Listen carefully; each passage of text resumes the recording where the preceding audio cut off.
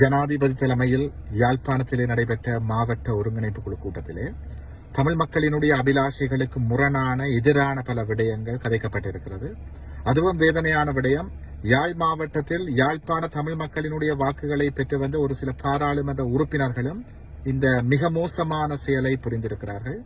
அதிலும் ஒரு பாராளுமன்ற உறுப்பினர் சொல்லியிருக்கிறார், காணாமலாக்கப்பட்ட உறவுகளுக்கு நட்ட ஈடு வழங்கப்பட வேண்டும் என்றும், தையிட்டியிலே தனியார் காணிகளை ஆக்கிரமித்து அமைக்கப்பட்டிருக்கின்ற சட்டவிரோத விகாரையை அகற்றுவதற்கு பதிலாக மக்களுக்கு மாற்று காணிகளை வழங்க வேண்டும் என்றும் சொல்லியிருக்கிறார். இவர்களினுடைய இந்த செயற்பாடு தொடர்பாக நாங்கள் இது மிக தீவிரமாக இருக்க வேண்டும், அல்லது இவர்கள் அரசினுடைய இரகசிய முகவர்களாக செயற்பட்டு எஞ்சியிருக்கின்ற தமிழ் தேசியத்தையும் தமிழினத்தினுடைய நலன்களையும் அளிக்கப் போகிறார்கள். இவர்களுக்கு நாங்கள் தெரிவிக்க விரும்புகின்ற விடயம் என்னவென்றால், காணாமலாக்கப்பட்ட உறவுகளினுடைய அவலங்களோ வலிகளோ கோரிக்கைகளோ வேணவாக்களோ உங்களுக்கு தெரியாவிட்டால் நீங்கள் அமைதியாக இருங்கள். காணாமலாக்கப்பட்டவர்களினுடைய உறவுகளோ சொந்தங்களோ நட்டஈட்டை கேட்கவில்லை, சலுகைகளை எதிர்பார்க்கவில்லை. அவர்கள் எதிர்பார்ப்பது தங்களுடைய உறவுகளுக்கு என்ன நடந்தது, உண்மை கண்டுபிடிக்கப்பட வேண்டும்.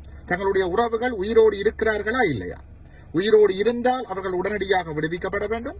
உயிரோடு இல்லாவிட்டால் அவர்களுக்கு என்ன நடந்தது, அவர்களை காணாமலாக்கியது யார், கொலை செய்தது யார் என்பது கண்டுபிடிக்கப்பட்டு குற்றமளித்தவர்களுக்கு தண்டனை வழங்கப்பட வேண்டும். அதுதான் அந்த உறவுகளினுடைய கோரிக்கையாக இருக்கிறது. தையிட்டியிலே தமிழ் மக்களுக்கு சொந்தமான சட்டவிரோதமாக தமிழ் மக்களுக்கு சொந்தமான காணிகளை ஆக்கிரமித்துத்தான் சட்டவிரோதமாக அங்கே விகாரை கட்டப்பட்டிருக்கிறது. தமிழ் மக்கள் மாற்று காணிகளை கேட்கவில்லை. அந்த உறவுகளோடு நாங்கள் தொடர்பில் தான் இருக்கிறோம். காணிகளினுடைய உரிமையாளர்கள் கேட்பது தமக்கு சொந்தமான காணியிலிருந்து விகாரை அகற்றப்பட்டு தமது காணி தமக்கே வழங்கப்பட வேண்டும். காணாமலாக்கப்பட்ட உறவுகளுக்கு என்ன நடந்தது என்பதை கண்டுபிடிப்பதற்கு ஒரு சர்வதேச விசாரணை நடாத்தப்பட வேண்டும்.